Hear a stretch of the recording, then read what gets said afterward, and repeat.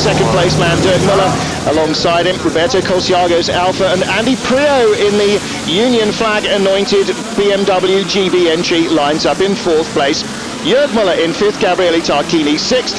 BMW mounted reigning champion Fabrizio Giovanardi in 7th, ahead of Fabio Francia in his Alfa Romeo, the first of the non-Nord Auto cars, in 8th position. Change on the back of the grid.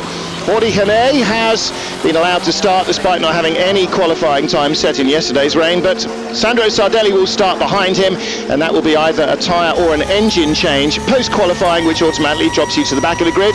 David Leslie view back from Andy Prio in his BMW GB entry towards this man, who is the reigning champion, and Giovanardi a couple of rows further back. Prio again right up with the front runners, and I think that's a very, very strong effort from the man from Great Britain. Yes. I'll turn your mic on. Yes, he's done very well indeed. He's really come up and shown well in this rear-wheel drive car. Of course, rear-wheel drive is what he used to, having done mainly single-seaters.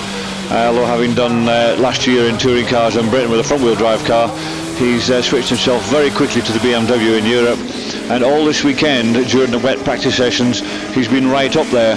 And even this morning when it was dry for the first time, their first dry running was in warm-up this morning, he managed to keep it quite quick there as well. So he's giving the well-known BMWs, the two Muller cars, a real hard time. He's not letting them get away. Those are the cars that everyone expected to be out front and leaving the rest of them behind, but Andy's managed to prove them wrong, and he's right up there with them.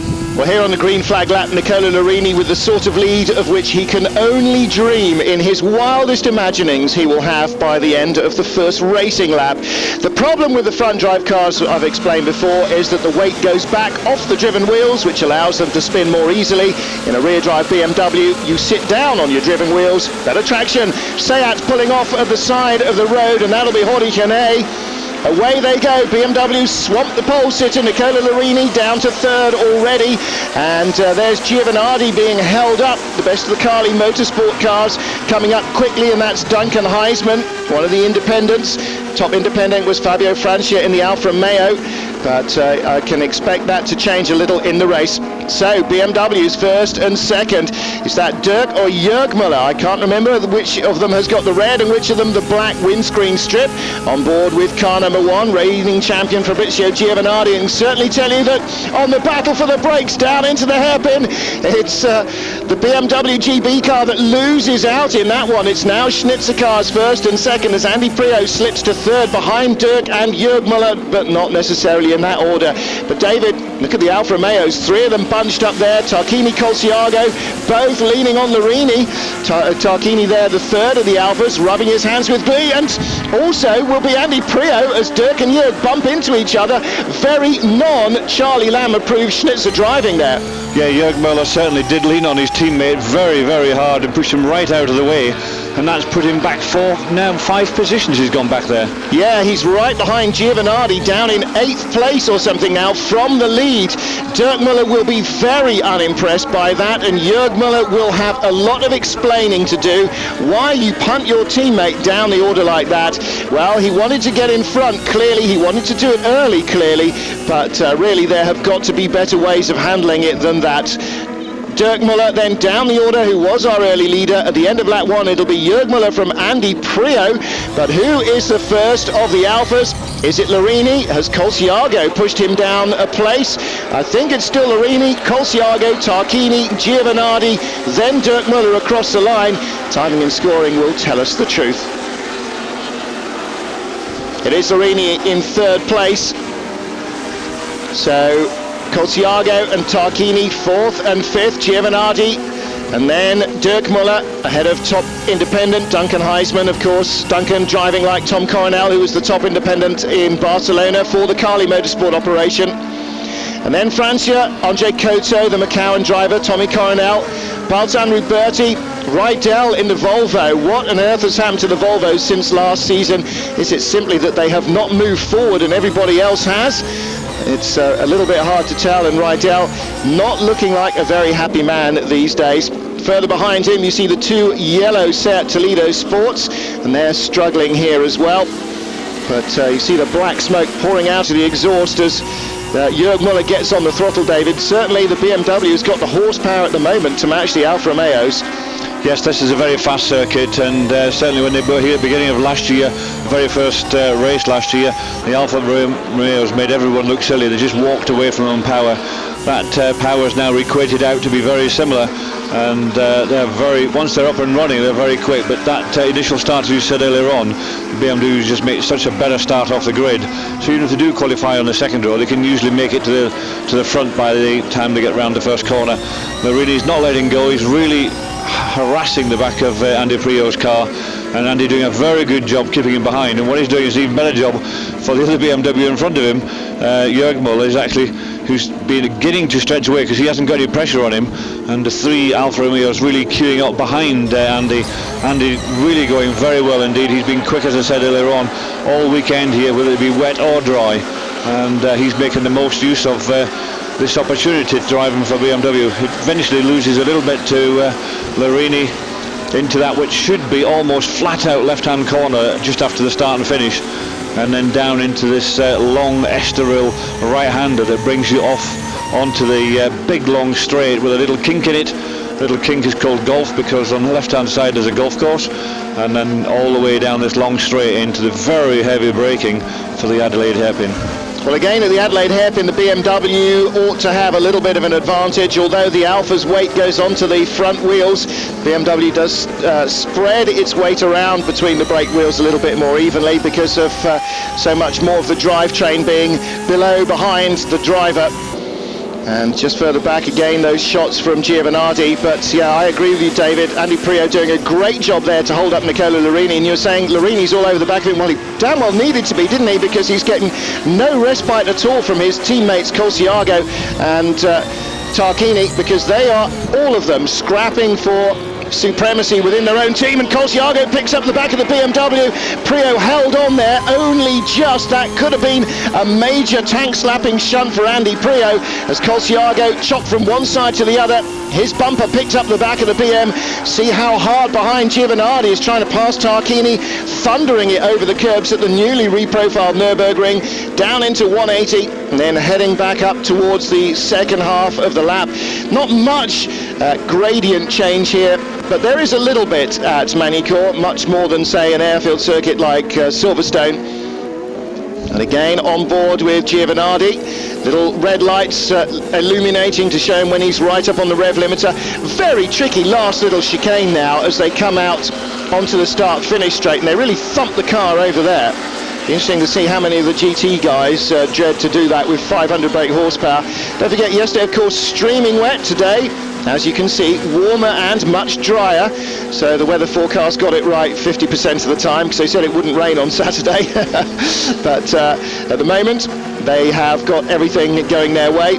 And so is Jörg Müller, leading handsomely from Nicola Larini, and the two of them running away from Andy Prio, who is holding the rest of the lead train right up behind him. Here comes Giovanardi down the inside of Tarquini, got him.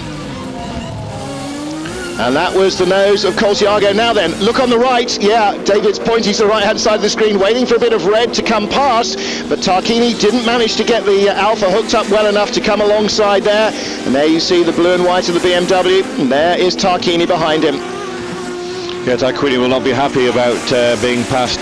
He couldn't really lead the championship after the first two races in Barcelona, and he'll be expecting to be right at the front end of this group and not fighting down in sixth place.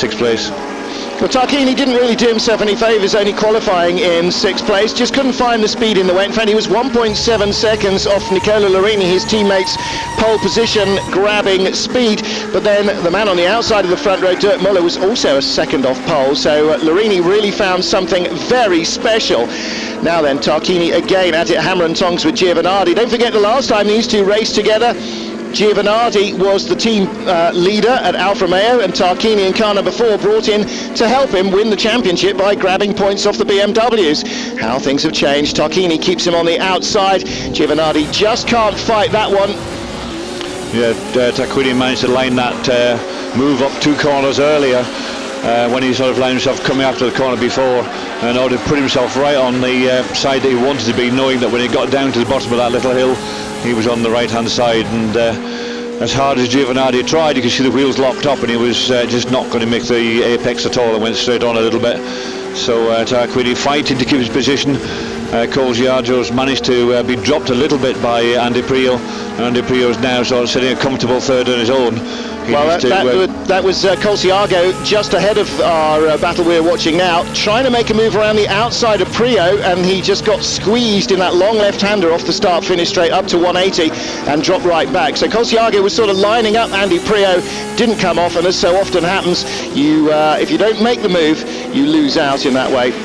So as you say, Prio there in third, Colciago the first, the two red Alphas in fourth, then Tarquini, then Giovanardi, and then Dirk Muller right behind now, but unable to make any headway. And behind him, the white Carly Motorsport car with the orange, reddy orange as opposed to yellow Dayglow stripes and mirrors. That is Duncan Heisman. The yellow mirrors and stripes up the side of the car would denote Tom Coronel. So top independent at the moment then, Duncan Heisman, but again with Carly Motorsport. So Prio starting to ease away, but Larini is comfortably in front of him. And the battle behind will be intriguing, whether Larini is now in a position to make a move on Colciago. It doesn't seem to be absolutely anything at all in terms of give or take between these two Alphas. They are as identical as you could possibly imagine. Trail braking into the corner from Colciago. In the inset picture you just see the rear wheel, which basically just keeps the bumper and the exhaust off the ground, doesn't do anything else in a front drive touring car. And in fact the brakes on that, David, even in a modern super tourer, would probably be no bigger than on the rear of a normal family saloon. Front brakes, however, different matter. Yes, the front brakes are absolutely ginormous. So these big 18, 19-inch front wheels on the front, they really do fill the wheel up with massive brakes in the front. But as you said, on the rear, they're probably actually smaller than what you have with your normal family car. Well, that's because they don't have to carry wife and 2.4 kids as well. So it really is literally a case of just keeping the back wheels. The back wheels are really there just to keep the back of a front drive touring car off the deck.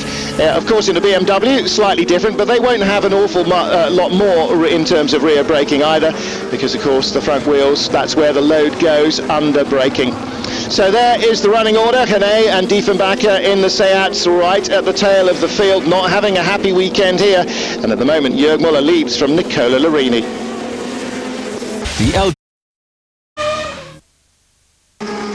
Welcome back to Magny Cours. Andy Prio in third place in round 3 of the European Touring Car Championship, race 1 at Magny Cours in the second LG Super Racing weekend. Race is being led by Jörg Muller after a move on his early race leading teammate Dirk Muller that Dirk and team boss Charlie Lamb I don't think will be hugely approving of. Second place Nicola Larini eased his way past Prio on about lap 3.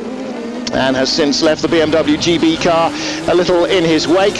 And behind Prio now is this 3-car train, the two Alphas, Colciago, and then Tarquini in the number 4 car, and behind them the car we just had the onboard view of. And as Tarquini goes by Colciago seemed to slow a little there, and I'm surprised that Tarquini was able to get by quite so easily, David. I would think the fact that Tarquini is leading this championship and Colciago isn't in the top 6 in points, then it may be a team order that it would be better for Tarquini to score a few more points and try and go for the overall championship win, even at this very early stage and only the second meeting of the year. But unfortunately, he seems to have made a bit of a mess of it and managed to let a BMW go past at the same time. In fact, not just one, because another one round as well. That's Duncan Heisman down the inside of him. Yeah, if that was team orders, then he's rubbish at them. No, in fact, that's not Duncan Heisman. That is the... Oh, that's Duncan Heisman. No, it's Dirk Muller. It was Dirk Muller who went by. There's Duncan Heisman going through. Blimey, Dirk Muller has been hit by, well, not quite half the field, but every time he's got near to somebody, they've given him a good tonking. I'm not sure that either Colciago is rubbish at swapping places under team orders, or he had a problem there of some kind. Now the Alpha with a sequential gearbox, I can't imagine that he missed a shift, but I mean it looked like that. It looked like suddenly he just was slower. Maybe it was just stuck in gear for a moment, or he's lost his clutch or something, I'm not sure. When you're using these sequential shifts, they don't use the clutch whatsoever, but certainly you can, although it sounds very silly, you can miss a gear. You get stuck between 2 gears, but only momentarily, and very, very unusual for that to happen. I would think more than likely he was just not as good as he could have been or should have been at actually letting his teammate past and then keeping the rest of them behind. Well, Corsiaga now shoved right down the order inside Dirk Muller, so there doesn't seem to be too much wrong with the car at the moment, and managed to avoid clumping into the BMW there at that stage, so that will be a bonus for Dirk and the panel bashers. There is Giovanardi, there is Heisman, and there is Corsiaga.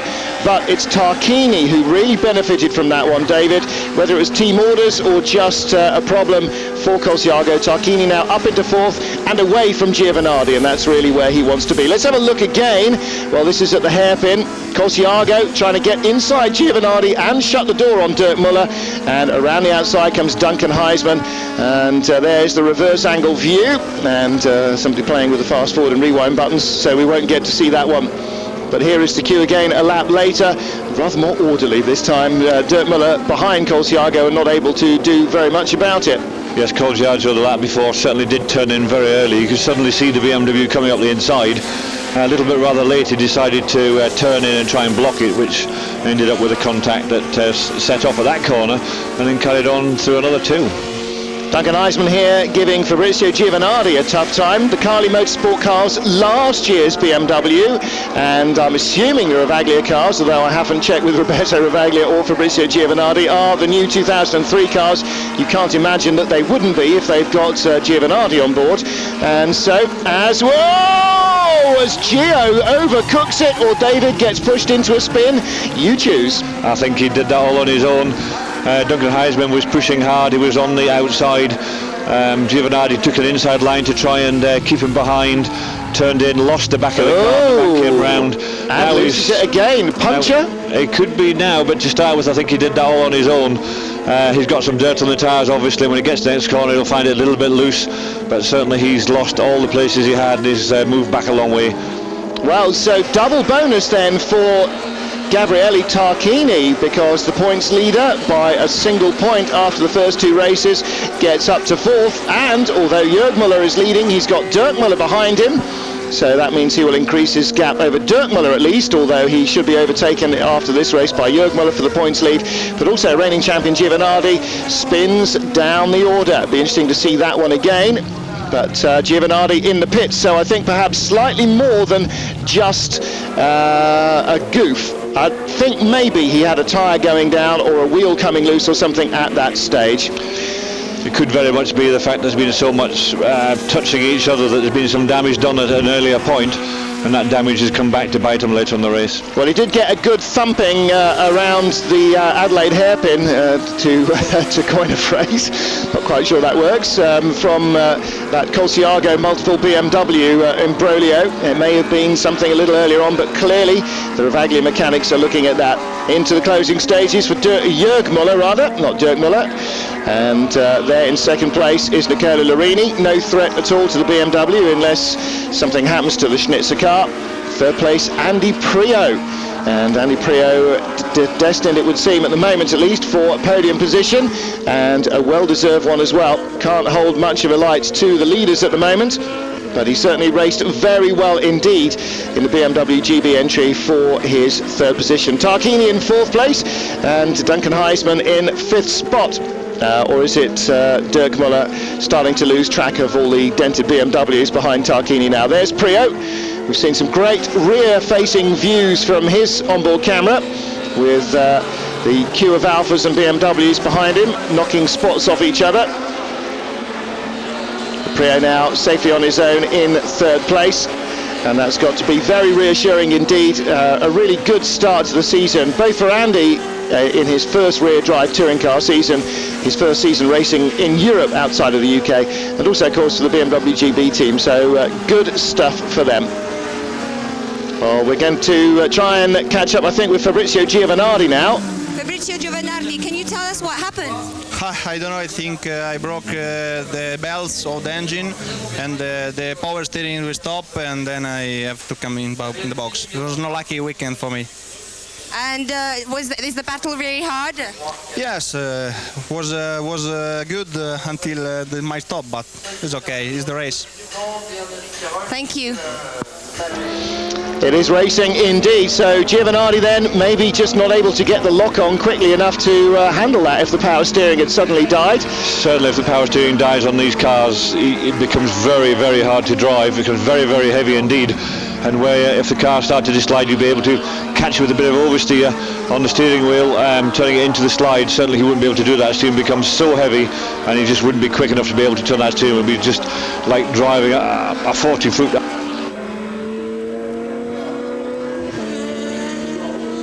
Leave it. So our race leader Jörg Müller into the closing stages of what has been a pretty easy race for him.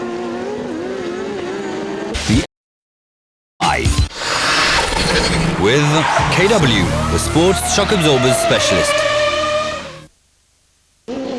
Magny Magny Cours, Jörg Müller leading for Schnitzer BMW, second place Nordauto Alfa Romeo's Nicola Larini, and third place in the first European touring car race of the second LG Super Racing weekend is Andy Prio in the BMW GB 320i BMW. And behind him, fourth place Gabriele Tarquini for the Nordauto Alfa team. What we're calling them Nordauto, it's Auto Delta of course nowadays, as it was in the fabulous glory days of the 70s, European touring car and cars like the Alfa GTAs and GTAMs, and of course the Alfa 33 Stradale super prototype street racers. What fabulous machines they were. Duncan Heisman in fifth place, top independent, ahead of Roberto Colciago, with Dirk Müller, who was our lap one race leader, in seventh place at the moment, ahead of Tom Coronel, the second Carly Motorsport car.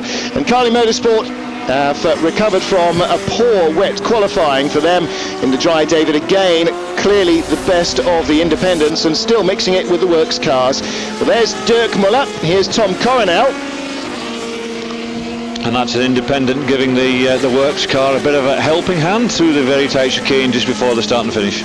Yeah, helping the rear bodywork to come off at any rate.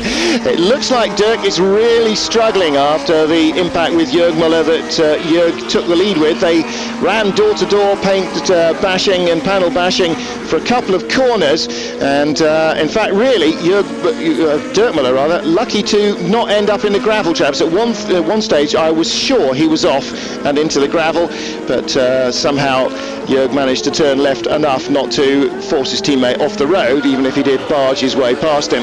But his teammate Dirk Müller really has been in the wars, because he then had that coming together with Roberto Colciago down at the Adelaide hairpin, and that I'm sure must have done a reasonable amount of damage to the side of the car somewhere. Yeah, no question about it. On board with the 10 car, Frank Diefenbacher, the German youngster in the Seat Toledo, and he at the moment with Hodi Hane running towards the back. Diefenbacher in 13th spot, and Hodi is in 11th place as they go on to the final lap. Jörg Müller then just a couple of miles from victory. Nicola Larini starting to close, and Jörg, if you're going to lock brakes like that at the Adelaide hairpin on the last lap, then you're going to let him get even closer, get the concentration level back up. Maybe the tyres are starting to fade a little, although of course nobody used their race tyres in qualifying yesterday because you needed a canoe in qualifying really. And just to correct something I said earlier, look at the black smoke under acceleration out of the corner. It's not, of course, it's all the brake dust pouring out of the wheels under heavy braking up to the apex of the corner on the BMW. You're using a very late foot right up to the apex before swapping it for the gas, and that's the black that you can see coming out of the BMW. Nothing to worry overduly about. And again there you see just a little dab on the brakes as he sets it up to swing down into Nürburgring. Well, here's Dirk Müller, and this is a new off. He's got a punctured left rear tyre, left front tyre, Martin, and that was going on to the final lap. There he is.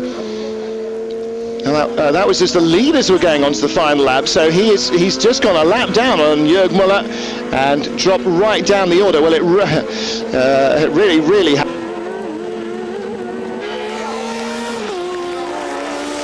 day. Jörg Müller, well, he started the rock for Dirk Müller, even though he wins the race. Not sure there'll be too much of a welcome in the hillsides for him at the Schnitzer team. Larini second, Andy Prio takes the flag in third, ahead of Tarquini.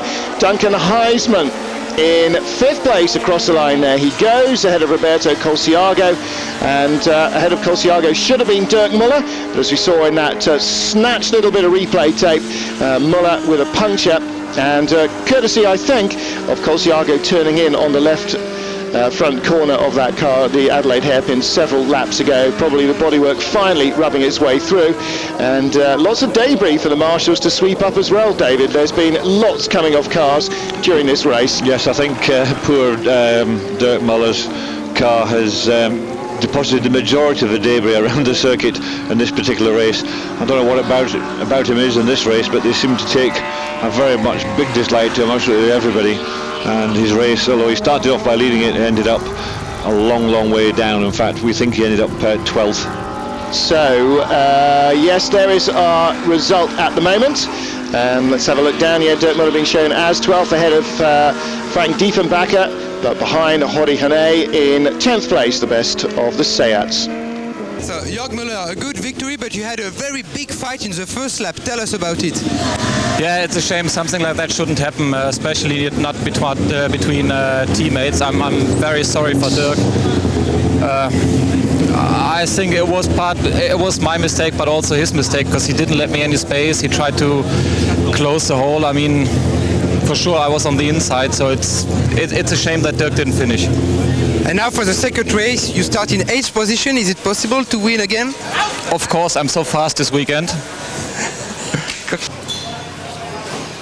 Well, you gotta love him, Jörg Müller. And who says the Germans have got no sense of humour? Gabriele Tarquini now then 3 points adrift, but Andy Prio 3rd in the championship now, a point ahead of Dirk Muller, who of course didn't score. Top 8 get points nowadays. Lorini 4th, Giovanardi 5th, the reigning champion rather, in 6th position rather, ahead of his teammate Antonio Garcia.